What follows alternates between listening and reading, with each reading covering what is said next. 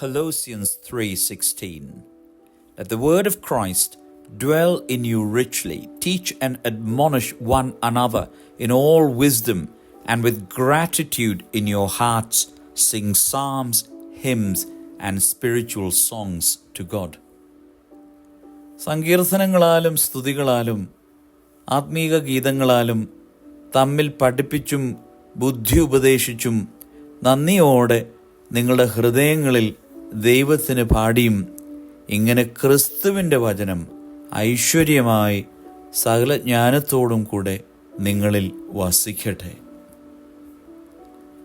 The Apostles' Fast calls us to ask, what forms our minds?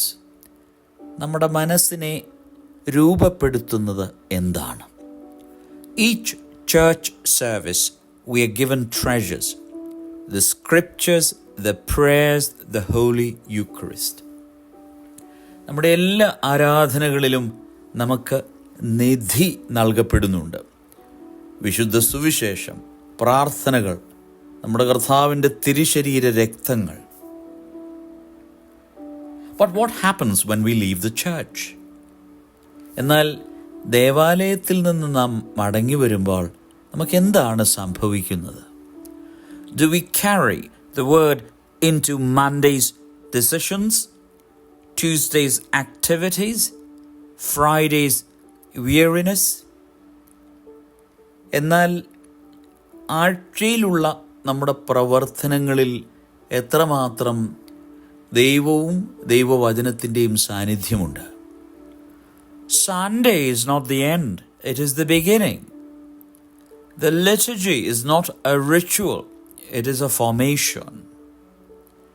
ഞായറാഴ്ച അവസാനമല്ല, ആരംഭമാണ്. വിശുദ്ധ കുർബാന വെറും ശൂന്യമായ ആചാര അനുഷ്ഠാനമല്ല, പിന്നെയോ നമ്മെ രൂപപ്പെടുത്തുന്നതും നമ്മെ രൂപാന്തരപ്പെടുത്തുന്നതുമാണ്. The Eucharist is not a one-time grace, it's a way of life. വിശുദ്ധ കുർബാനയിൽ നിന്ന് നമ്മുടെ ജീവിതം ആരംഭിക്കണം.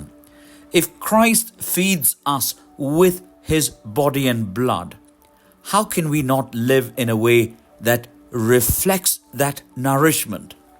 ക്രിസ്തുവിനെ നാം ഭക്ഷിച്ചുവെങ്കിൽ അവനെപ്പോലെ നമുക്ക് ജീവിക്കുവാൻ സാധ്യമാകണം.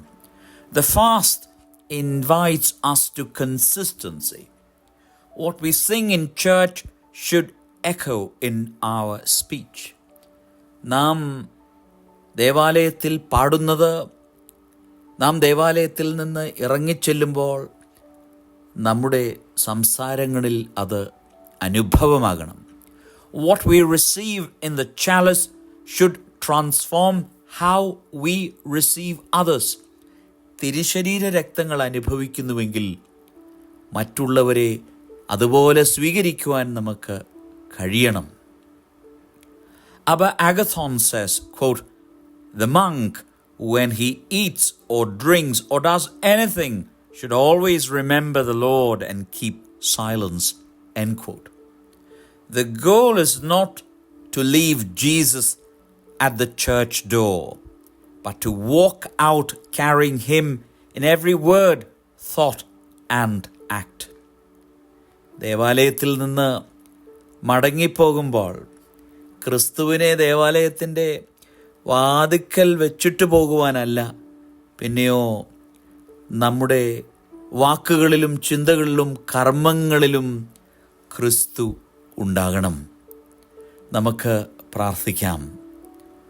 O Lord Jesus Christ, Word made flesh and bread of life, help us not to forget you as we depart from church back to our homes, schools, and workplaces. May your word and body dwell in us richly, shaping every moment of our lives. Amen. ജീവൻ്റെ അപ്പമായ ഞങ്ങളുടെ ക്രിസ്തുനാഥ, അങ്ങേ മറന്ന് ജീവിക്കുവാൻ ഞങ്ങൾക്ക് ഇടയാകരുതേ.